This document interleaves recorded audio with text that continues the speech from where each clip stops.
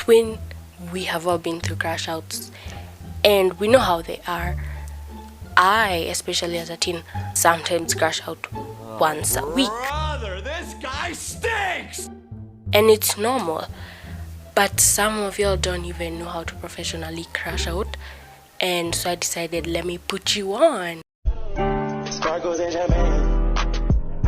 So because we are humans, we go through life, we get tired, overstimulated, or just have a lot going through our minds, which is the same meaning as overstimulated, and just get to a level where we're just crashing out. Like our brain is like, whoa, I can't handle all this, and you kind of feel all crazy and wild because you are not okay at that moment, and it does not feel good. Let me tell you that it does not feel good to crash out. I don't really like to crash out, but I do, even over small things.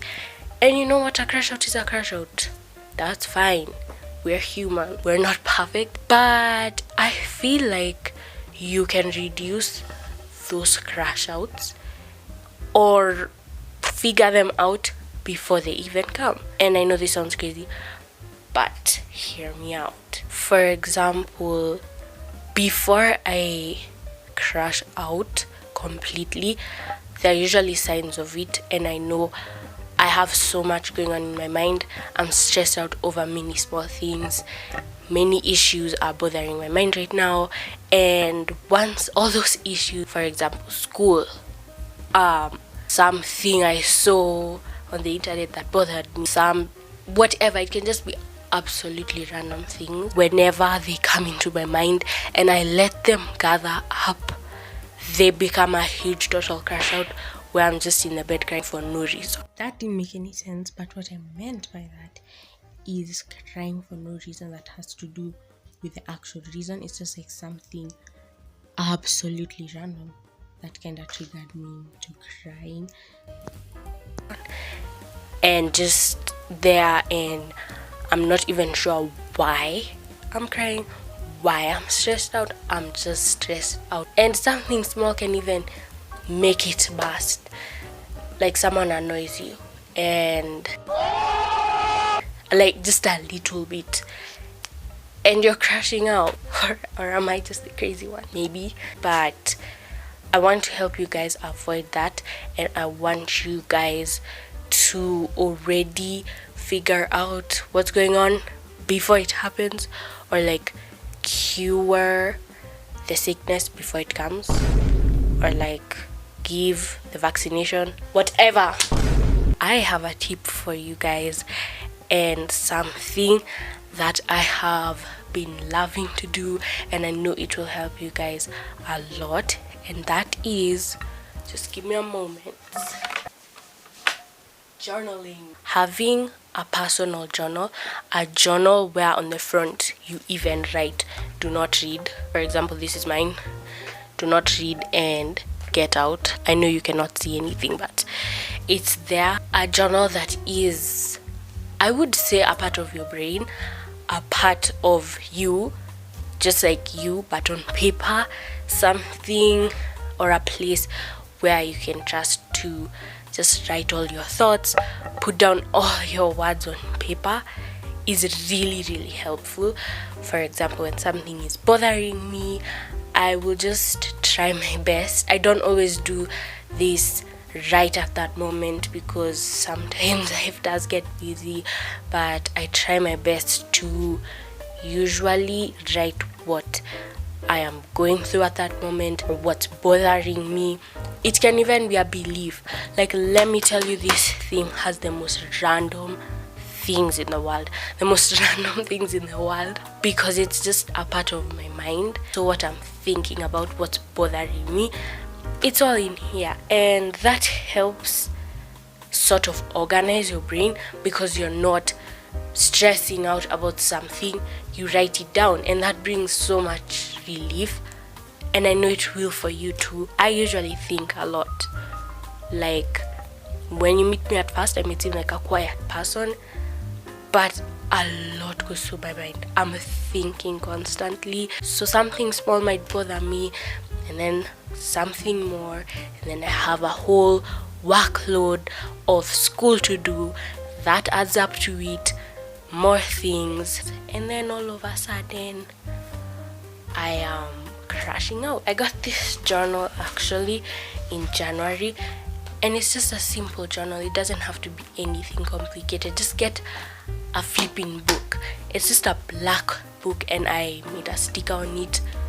The whole point of it is for you to put your brain on paper.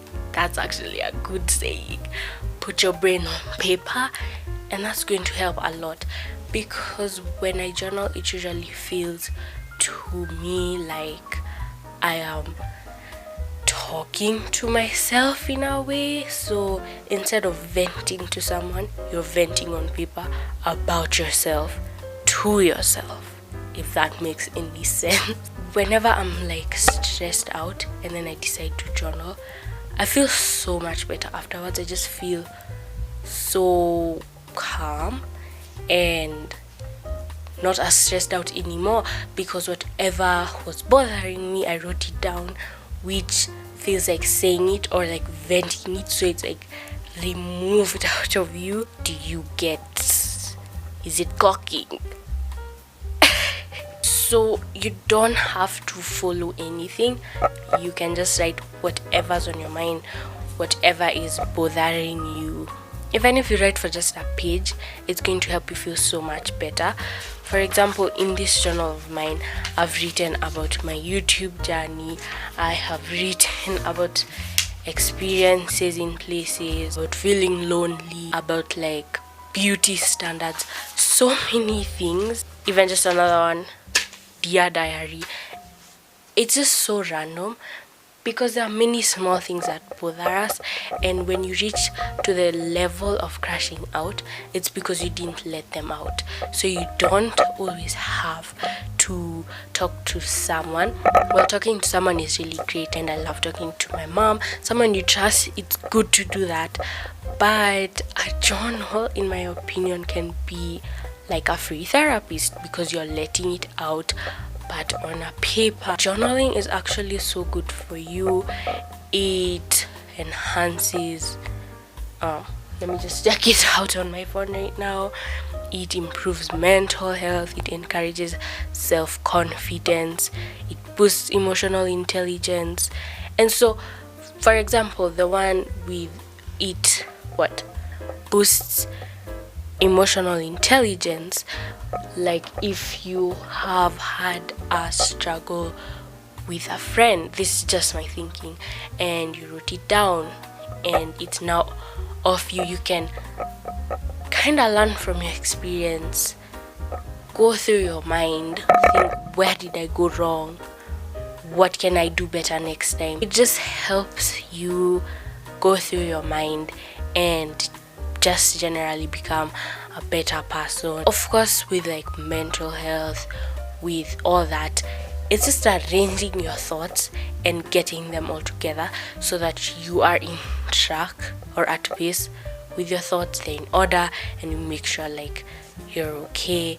And that's definitely going to reduce your crash outs. Or if you are crashing out, you're going to professionally do it, because you're arranging them one by one. Like, what am I struggling with? Is it a lot of work? Why am I feeling this way? How can I be better at this? If it's hard for you to begin journaling, you can get journal prompts off of Pinterest.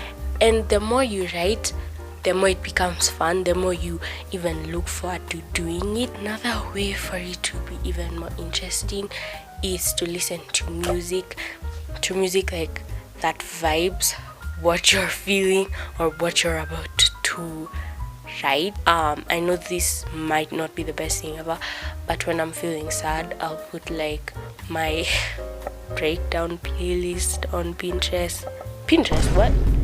On Spotify. It does make me cry more, but it just puts me into the mood. It gets the words flowing, and also it just sets the mood for journaling. And once you start, you won't stop. It's going to be so much fun, and then you can professionally crash out if you've already crashed out, or you can already catch the crash outs before they become actual crash outs. That didn't make any sense. I hope you go get yourself a journal. Don't try and make it too hard for yourself. Don't try and get expensive fancy things. Just start with what you have. Also remember, whenever you crash out, you can talk to God, because he's always there and he's always listening.